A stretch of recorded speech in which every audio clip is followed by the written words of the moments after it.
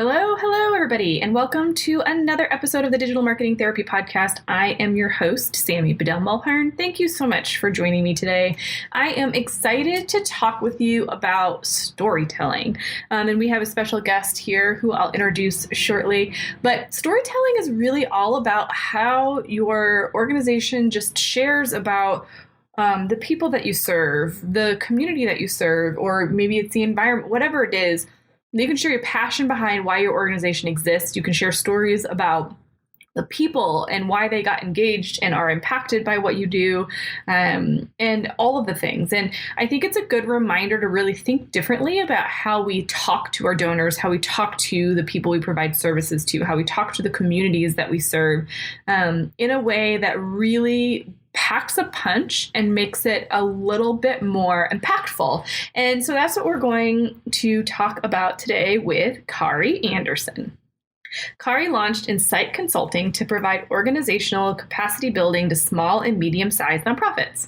Her coaching with nonprofit leaders, board, executive, and staff uses best practices, industry research, real-time stories from the field, and the School of Hard Knocks. Located in Jackson, Wyoming, and Coeur d'Alene, Idaho, Kari brings the office and toolkit to her client, wherever they are in the Western U.S. She works with nonprofits to create shared visions with boards and staff. Prior to launching her consulting practice, Kari spent 20 plus years in leadership positions with 7 nonprofit organizations.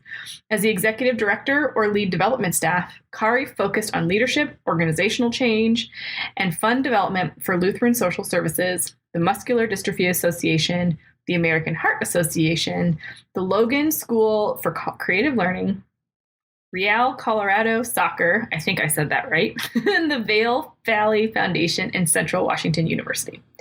Kari provides regular education and training for nonprofit leaders through the community foundations of North Central Washington, Jackson Hole, and Teton Valley, the Association of Fundraising Professionals, the Idaho Nonprofit Center, the Montana Nonprofit Association, the Center for Vital Community, and the Wyoming Community Foundation. Kari is a Montana native born in Billings and raised in Red Lodge and Whitefish. She received her Bachelor of Arts in Communication with an emphasis in Public Relations from Pacific Lutheran University in Tacoma, Washington. Kari and her husband reside in Harrison and Teutonia, Idaho. I hope I said that one right. With their cats, Tyson and Raheeves.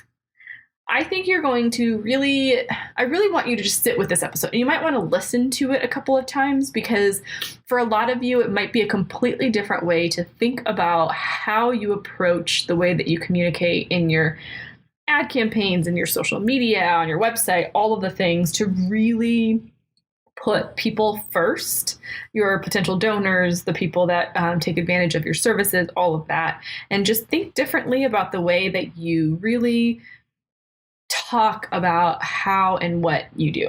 So it's an amazing episode. I think you're really going to enjoy it. Before we get to it, this episode is brought to you by the upcoming online fundraising virtual summit. So this free summit takes place February 8th through February 12th, and Kari will be a speaker there as well. And we have 20 plus speakers coming to talk on 20 plus topics all around how to create your monthly donor campaign. How do you start it? How do you build it? How do you grow it? How do you retain those donors? And how do you grow them into larger donors for your organization? We even have some nonprofit organizations that will be joining us live on Friday to answer all your questions about how they did it and how they've been successful and how this has been making a major impact in their fundraising strategies and stability for their organizations. So I really hope that you will join us. Head on over to onlinefundraisingsummit.com to get registered and make sure that you get all of the dates for the sessions you want to hit on your calendar so you don't miss out on an important session. Whether you're just starting or reviving a new monthly donor campaign, this is definitely going to be the summit for you. Let's get into the episode. You're listening to the Digital Marketing Therapy Podcast. I'm your host, Sammy Bedell-Mulhern, and each week I bring you tips from myself and other experts, as well as hot seats with small business owners and entrepreneurs to demystify digital marketing and get you on your way to generating more leads and growing your business. Hey, everybody, please join me in welcoming Kari Anderson to the podcast. Kari, thank you so much for being here today. Thanks so much for the invitation, Sammy. Yeah, so we are talking storytelling and the nonprofit space. And so before we kind of get into some tactical, logistical, whatever stuff, why is this such a passion for you and how did you get into it? Yeah, that's a great question. So, some of your listeners may know that I am a recovering nonprofit executive director. And the reason that this particular space is so important to me is that we didn't talk about storytelling a lot when I was actually working in the field. We were certainly data driven. We were certainly numbers driven.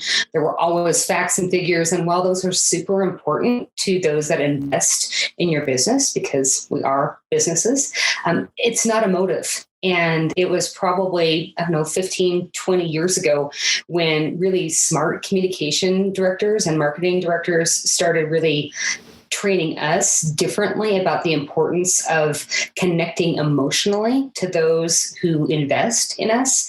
And it's just gotten, I think, much more sophisticated, but frankly, much simpler as we've moved on from them. And I certainly have seen the results when we speak to our audience, because it is about them, not us. And when we speak with regard to a true story, right, where there's a beginning, a middle, and an end or a cause to action, because they can actually feel themselves in the shoes of those we serve.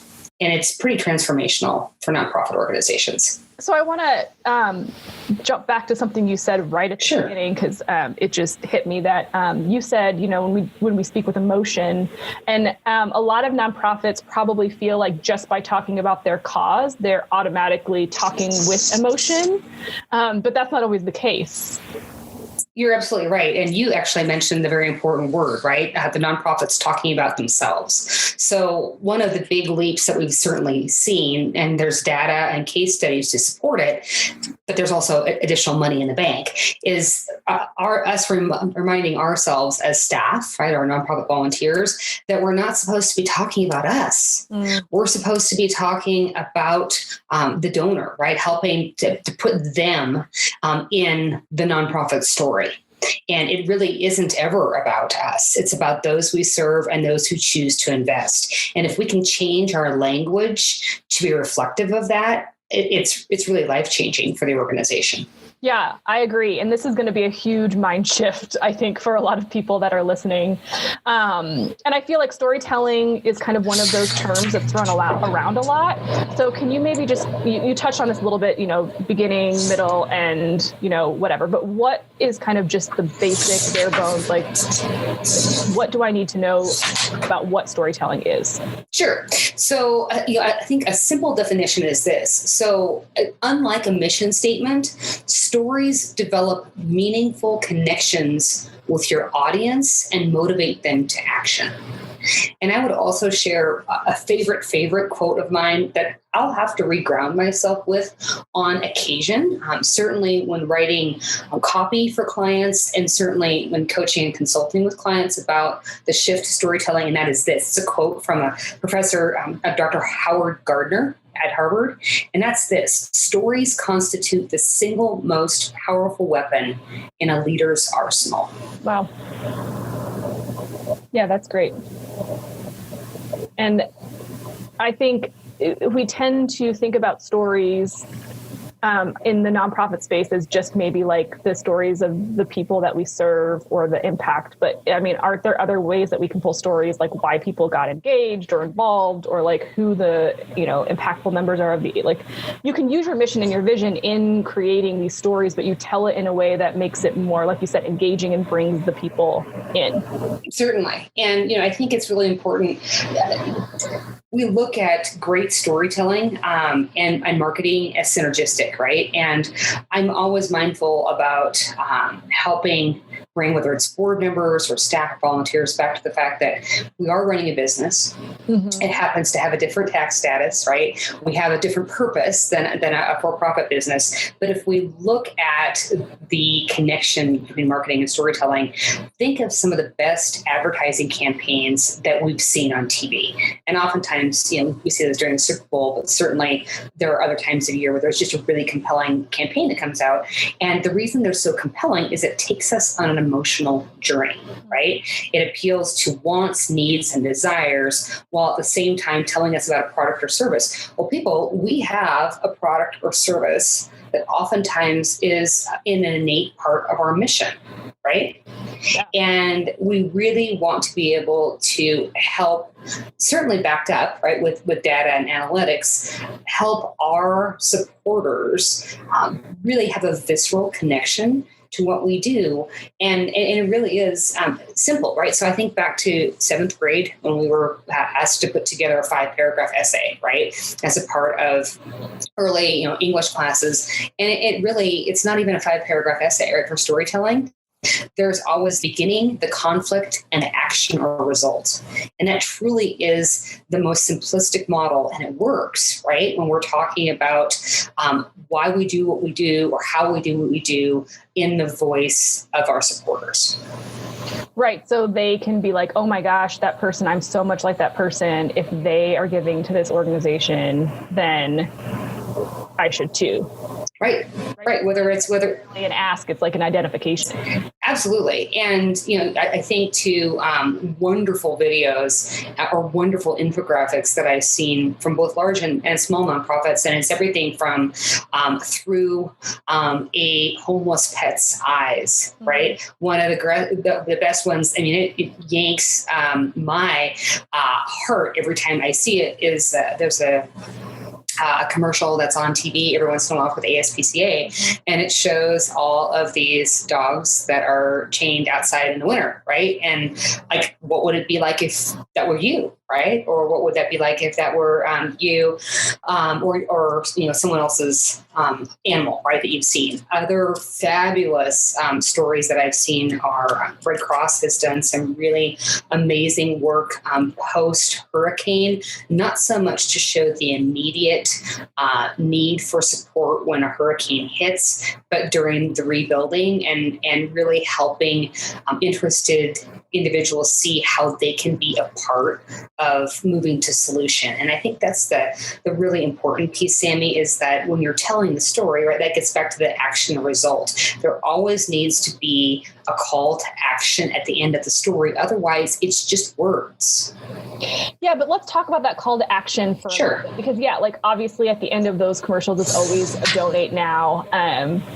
But in your marketing, it might be a blog post that you're writing a story about. It might be your emails that you're sending to your list. It might be, a Facebook ad that you're running, right? So few of us are running these visual national television. Right. So what's the difference? Like, when should you use like a real hard call to action that's like donate now versus something that's more like nurturing them into, maybe it's learning more about the services or asking for volunteers? Like, what are some things people should think about when they're crafting that call to action? No, that's a great question. So I think it always goes back to, so what is the purpose of the story, right? And certainly there's going to be storytelling where your purpose is educating your constituents, either those who currently support you or those who might be new, right? Whether they're new in town, whether they haven't heard about you before, whether they have supported other niche organizations and they're looking at you, right? So that very easily could be, if you're looking to educate, it could be the call to action is attend a virtual speaker series to learn more. Right? It could have a link to learn more as to how to volunteer for an organization. The call to action could be sign up for our newsletter or our podcast to become more informed about an issue or an advocacy stance that the organization may have. Right. So it's always about what the purpose of the story is. Certainly there's going to be times where the purpose is we're asking you to join us, right, in supporting financially this organization, or we're asking you to commit to a monthly gift to be able to fund the new children's library. Right? Whatever that might be. Right. But it always ties back to what's the purpose of the story. And usually stories have 1, 2, or 3 pieces that wander along in the theme. And that's to educate, to inspire, right? And to really cause there to be an action. Well, and I'm curious your thoughts on this, because one thing that I see a lot with nonprofit organizations is you get their email newsletter, or you get, you see a post on social media or whatever, and it's like this laundry list of all of the things that they want you to take action on, right? So they give you 15 different things. So do you feel like with your storytelling, whatever that piece is, whether it's long, whether it's a commercial, whatever, kind of one story, one action, one call to action? Yes. Right. So what's the old adage, right? Keep it simple. Right. So, I mean, certainly, I always look at it for two different lenses, and the first lens is, so what would my response be if I received something like that? Whether I received it in my email, whether I received it in the mail, certainly in the land before COVID and the land before, even the last economic recession, our inboxes were just absolutely inundated, right, with things that we needed to pay attention to. And I talked to a board member the other day who sheepishly admitted to me that he's having to monitor 2 email boxes right now, one for work, one for home. And he has 11,000 unread emails in his work inbox, and he has 4,000 in his personal. So if we are really wanting folks to take action on something, we need to keep it simple.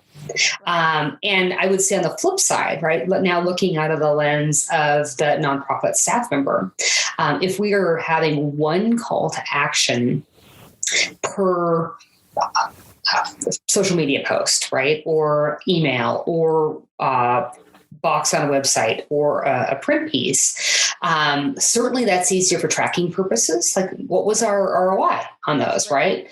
Right. What was our ROI? We certainly can also think about these stories as touch points for our supporters. And so why wouldn't you want to have multiple touch points that go out, right, on a scheduled basis? Because not everyone's going to be interested in the same thing. And if we're being more mindful about tracking, then we can certainly personalize and really curate specific stories for specific audiences. And that's, I think, a different level of sophistication, Sammy, that I would wish for nonprofits to really consider is we have to be paying different attention to those that are in our database, because not everyone is motivated by everything that's in your mission. Yes. And we could go down the whole thing, and we will probably do another podcast episode about that. Sure. But I love exactly what you're saying. Marketing is so much about testing. Storytelling is so much about testing. And if you aren't specific in what you do, it makes it really hard, like you're saying, to know what's resonating with your audience and what's not. Because I think when you, in any organization, when you live it and breathe it, and especially because so many organizations are working in sensitive topics, or, topics with urgency, whether it's the environment or, child abuse, hunger, whatever, it can be really hard to step outside of that bubble that you're in all the time and think about it from the outsider's point of view to try to get them engaged, as opposed to just bombarding them with all of this stuff, because you're living and breathing it every day. Absolutely. Okay. So obviously storytelling can be used in all of your marketing efforts. If I'm going to sit down and really think about how I want to do this in my organization, like, what tips would you have for kind of sitting down and thinking about it from a different perspective as I sit to write an email or a blog post? Or Sure. So there's a couple different pieces, and whether you want to call this a checklist or whether you want to call this your to-do list, I think that as you start to look, and I always look at it at the start of a new calendar year, right, as always a fresh start for, hey, what can we be doing differently, or what can we beef up in our nonprofit communications? I think it's always great to start with imagining who your target audiences are. Right. And so this isn't just about, I've got to write a Facebook post today, right? This is before we start to do that. So whom are your target audiences at your nonprofit? And that might be segmented. You might have an overarching target audience just for basic mission support. But if I'll use the American Heart Association for a second, you may have a group that's interested in pediatric heart issues. You may have a subset of your base that is interested in stroke research. You may have another subset that's interested in what's going on with sudden cardiac arrest, or with anything having to do with congestive heart issues, right? Mm-hmm. So whom are your target audiences? Making sure, I think piece 2 is making sure that we think about how storytelling helps your particular issue come to life, and always the need for there to be some personality behind it, instead of just kind of a flat, dry, third party, unattached voice that goes with the story. Something else that I always like nonprofits to think about is, especially our small ones, where, it might be a staff of 1 or a staff of 2, but you may not ever have a communications or marketing staff person, and that's just fine. Everyone in your organization actually is responsible for listening for stories, right? Because our job isn't necessarily to create the story. Our job is to listen for stories from the field, right? You think about all those that you serve, or all those that have been impacted by mission. And why wouldn't we want to be using the 2 ears and 1 mouth? Because they're authentic, right? They come right from the field. A couple other things to think about as you're starting to put this in motion. So certainly, we should create a process. And for those of you that know me, you absolutely know that one of my favorite sayings is structure gives you freedom, right? So I'm a very much a process-oriented person. Sammy, I know you are too. So let's pretend for 2 hot seconds that you found this great, you found a great story, or you're starting to get stories. So we actually need to have a process to bank that. And what I mean by that is, so what happens if the story, when it's identified, whom is responsible for being the repository of those stories. If there's additional interviews that need to happen with regard to the story, who's doing that, and how are we doing that? Who is actually helping to do some training, maybe whether that's with board members or staff, as to how to tell the stories, and really doing some identification internally as to who might be your best storytellers when actually asked, right, by the press or asked for a quote. Not everyone feels super comfortable actually being the storyteller, whether you're writing it or whether you're actually having to verbalize it. Yeah. And I like what you're saying about, kind of utilizing whoever it is on the team, like, whether you have a marketing staff or not. I think engaging everybody on your team to create that content, even if you have one person that edits it all, you're going to get some amazing perspectives and stories from the volunteers, people on your team. And this is what kills me about nonprofits and storytelling so much, is like, it's so much easier in the nonprofit space to have impactful, amazing stories that you can share, that you're compared to the service, or compared to like product-based, or, the for-profit world, that you're just not taking advantage of. So I love your idea of having kind of that repository of things that you can just go back to. And I think you'll find that creating content is so much easier and doesn't take as much time. It just feels scary. Right. Well, initially, Sammy, it's one more thing to do. Right. And as we're, it's funny, we could have an entirely different, podcast on the importance of delegation, right, or the importance of time management when it comes to this. And it is frightening or frustrating or all the above when you're having to sit down and say, man, I've got one more thing to add to my to-do list. And when we do this and actually really commit to, we're going to talk about our work differently. And that's, really what it, comes down to is we're already talking ideally about our work. We know we're using social media, hopefully better, right, than we have in the past. We know we're keeping our websites up to snuff, since that's our 24/7 storefront. We're communicating differently with our supporters, but now it's just shifting from talking just about numbers and stats to putting a face right behind those. And there's another quote that I just absolutely love. There's a woman by the name of Laura Holloway, and she's the founder and chief of the Storyteller Agency. And her quote is this: storytelling offers the opportunity to talk with your audience, not at them. Yeah. No, I think that's everything right there, because we're trying to create raving Raving fans. Yeah, I like to equate it to like it's the exact same. And I know you and I have had this conversation separately, but I really feel like if nonprofits change their mindset to I'm a nonprofit and just consider themselves as a for-profit and marketed and treated their donors just like any other company would treat their customers in a nurture way, the storytelling piece coming into that, like you're just building that dedication, you're building that loyalty, that advocacy, and then hopefully turning those people then into storytellers of your organization in their own right to their own audiences. Absolutely. And it's interesting. One of the things that I work a lot with clients that are thinking about how to take care of their donors differently. And when we talk about donor stewardship, the storytelling piece certainly, comes into play. But one of my favorite questions always to ask a donor, it's a two-part question. And the first is, why did you originally choose to make a gift to our organization?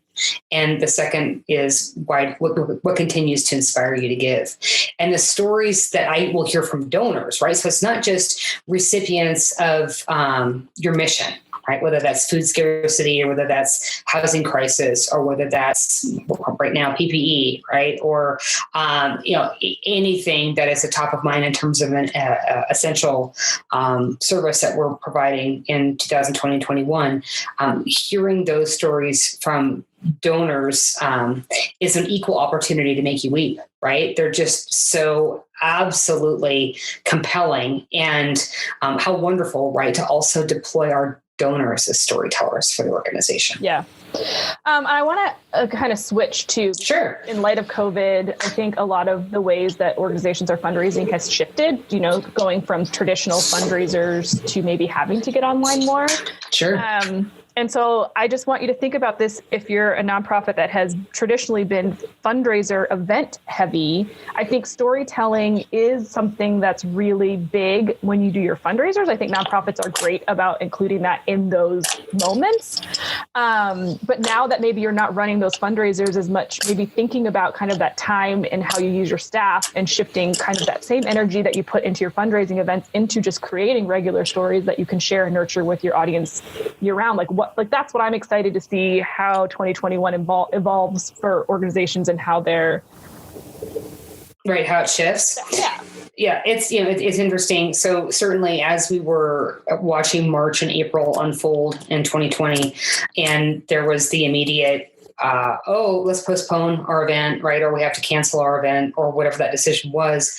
There were certainly some interesting decisions that were being made. And again, no stones being thrown at anyone, because we certainly didn't have a playbook as to how this was supposed to, shake out. Well, originally, way back when, right, we thought that this was going to be a 2-week long thing. And, all of a sudden, here we are.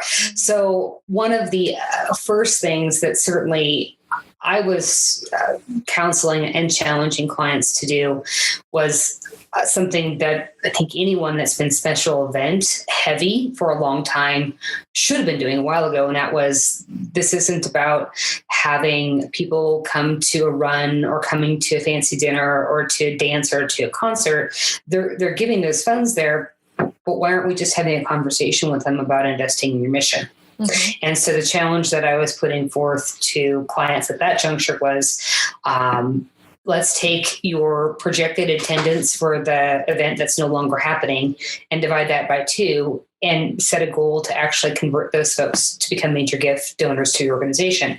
And what does that mean? It actually means you need to have a conversation with them. Mm-hmm. And, I am, again, I think you and I have talked about this offline, recovering, right, executive director, worked in the nonprofit space as an exec for 25 years, am a huge raving fan of fabulous in-person special events. Love that when they're done well. But the miss that I continue to see with nonprofits is they'll put all this effort into that event, but they won't convert those event attendees to be long-term donors to the organization. Right. And we've used the fortunes and the follow-up. And we've used those events as a crutch. I love those events as being part of a diversified fundraising portfolio. So, to get to the crux of your question, so what are we doing more just to get folks to give? Well, people, it's a conversation. And yes, we have to have conversations differently now. Some of us live in rural parts of the country where you can still have a socially distanced walk if it is appropriate with yourself, your COVID plan at your organization, and the donor. And some we have to have via phone or online. And I chuckle a little because those of us who have raised money for long periods of time, who have always lived in rural markets or have had donor bases that are spread out, Sammy, we've always had to be on the phone with them. Right. So I think it really offers nonprofits a reset and a grounding of, okay, we'll eventually be able to have events in person again. And it gives us a chance to think about when we do, what lessons are we going to take from COVID and put them into those events.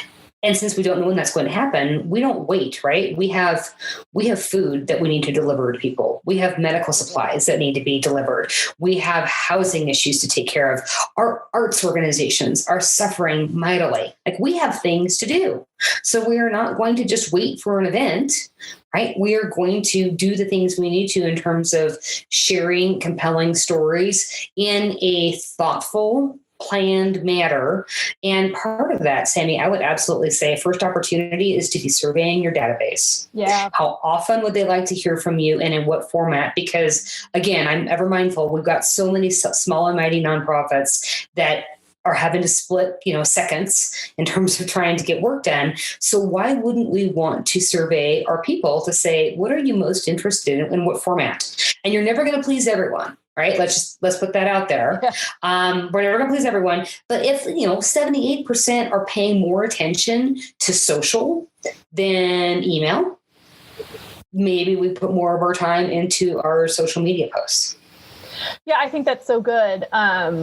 Because I think there's this fear and well, if we ask them these questions, they're going to, we don't know what we're doing. They're going to think we're disorganized or whatever, but across the board, I don't care if you're for-profit or non-for-profit, they feel excited that you care enough about what they think to make that a part of your marketing strategy, right? And like you said, you're not going to please everybody, but the information that you'll glean from that is going to be super impactful in how you spend that limited time. And I think that's super smart and something that you should just maybe do on an annual basis anyway. Things change, right, from year to year. So why wouldn't you want to ask? And it's the importance of listening. And I would, if I were in a nonprofit shoes again, I'd probably worry less about, they don't know what I'm doing. No, people, we're well past that. And believe me, if you're worried that much about what people are thinking, they've got their own things to worry about right now. You asking is being polite. It's the doing.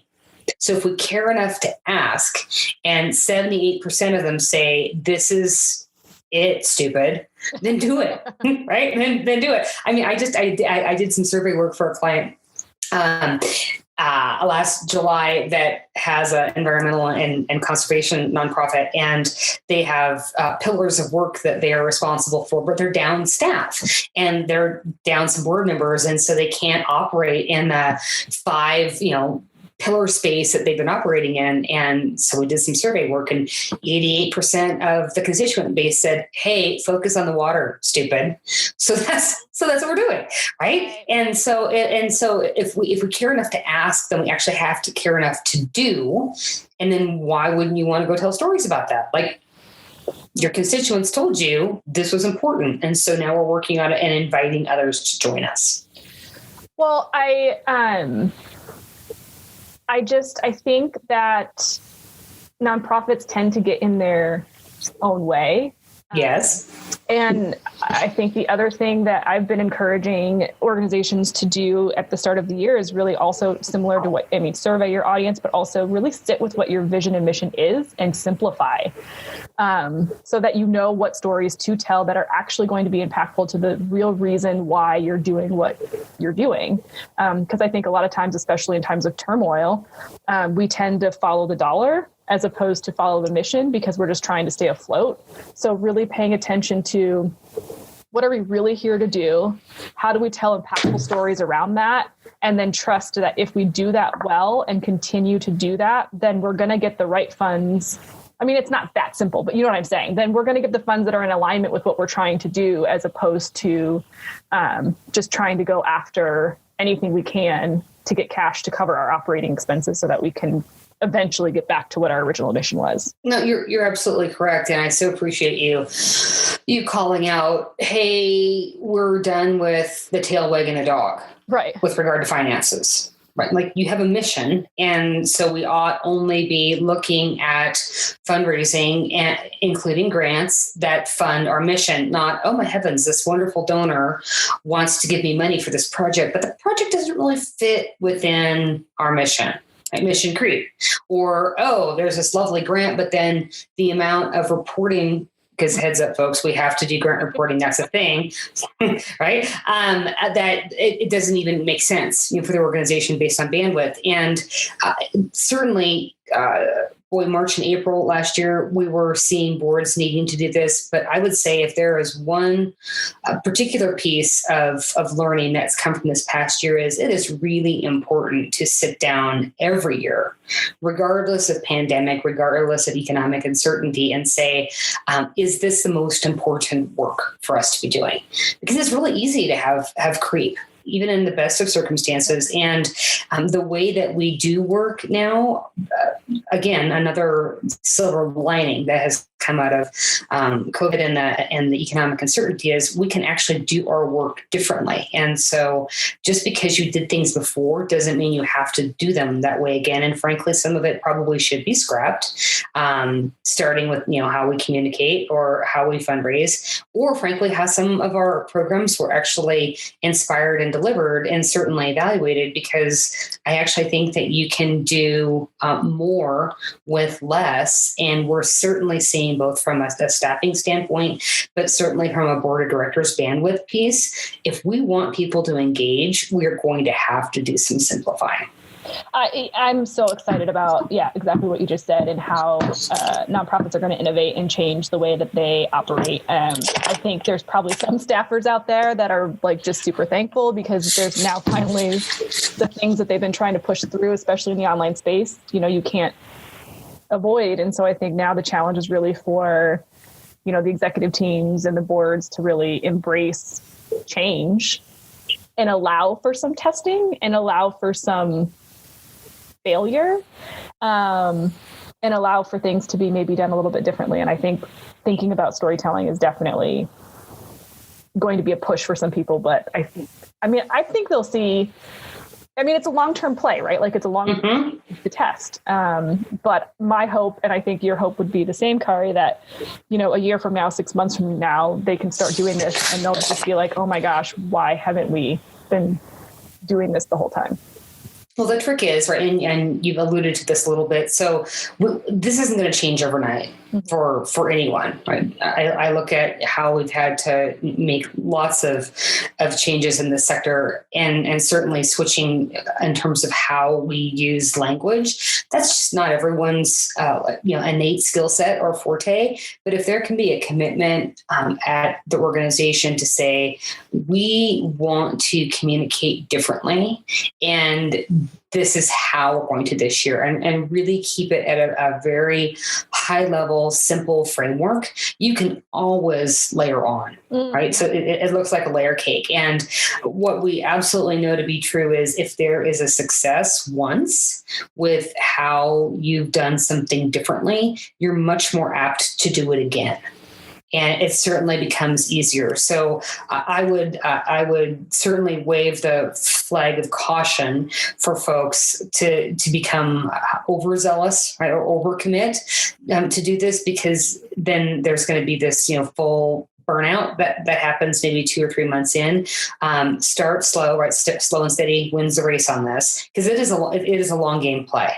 And there's another quote that I read not that long ago. And again, it reminds me on a fairly daily basis, whether I'm telling a story for a client or whether I'm hearing a story. The quote is this: it's the stories we tell literally make the world. If you want to change the world, you need to change your story. This truth applies to both individuals and institutions. And that quote is from Michael Margolis. He is the CEO for Get Storied, and he is an educator and a future anthropologist. So start small, right? And have some consistencies with this. Yeah, it's a practice. It is, absolutely. And practice is hard sometimes. Yeah. Practice also doesn't mean perfect. Right.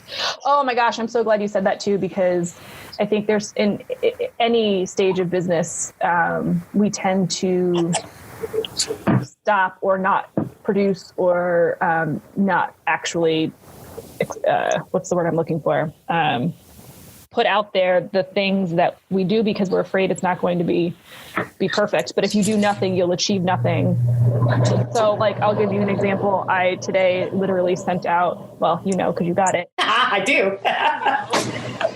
I was working on my automations and I sent out an email to my entire list that wasn't supposed to go out until, February 8th, creating urgency about this online fundraising summit that we've got.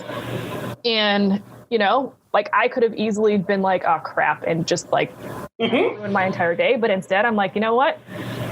Whatever. So I just sent another email out and just said, oops, so sorry. We made a mistake. Those things happen. And I've gotten emails from major national corporations that have done things like that. Like, oops, sorry. The link was broken. So I think it's a matter of putting ourselves in this mindset of it's progress, not perfection. And until we start actually practicing some of these things like storytelling and engaging our audiences in new ways, you're not going to know how your audience is going to respond to it, positive or negative. And B, you're never going to see results if you just keep doing the same thing over and over again.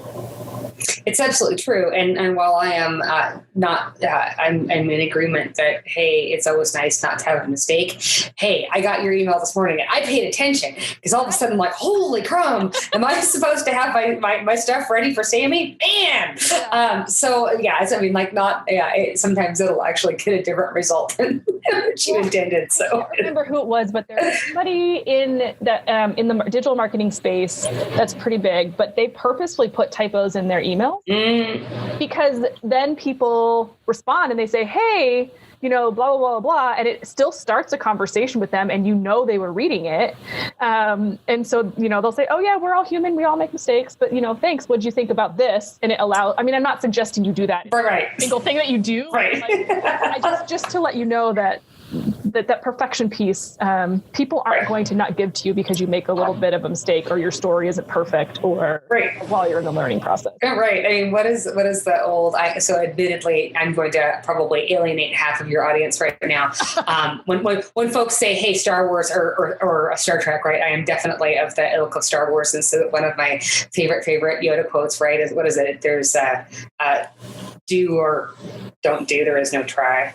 Right. So just do it, right? It's not going to be perfect right away. I'm sure you could line up a bunch of my old bosses and a bunch of my current or former clients to say, hey, yeah, that didn't quite work the way they were supposed to.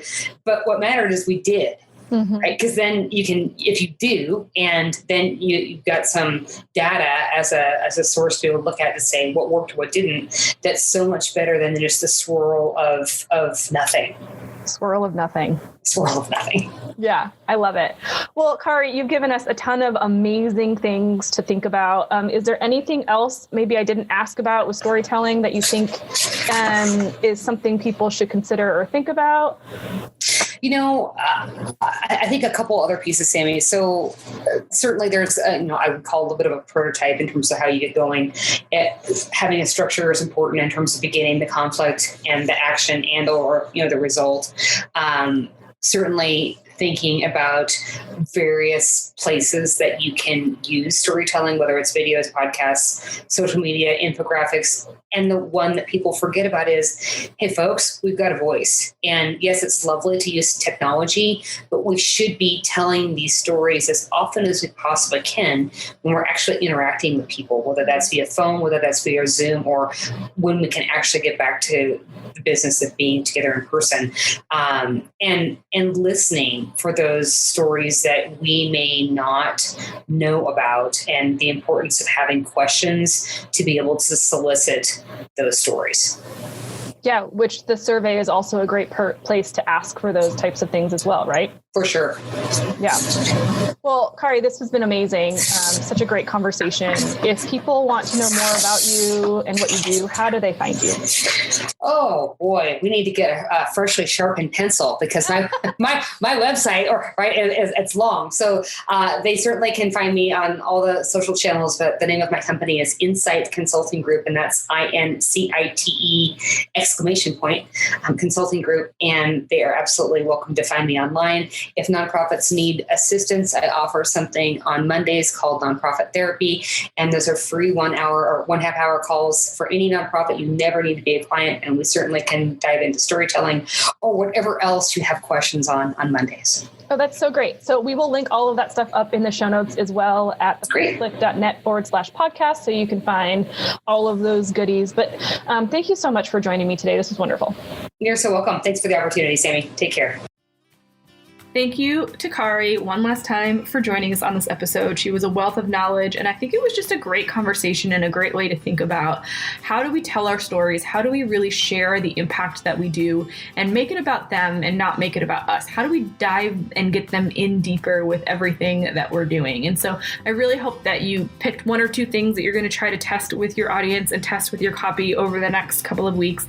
And again, I hope you'll join us for the free online fundraising virtual summit, February 8th through the 12th. Again, Kari will be a speaker there as well, so you'll have an opportunity to engage and interact with her. Registration is open, so please join us there. Again, onlinefundraisingsummit.com. And as always, I hope you'll subscribe where you listen so you don't miss out on a single episode. See you in the next one.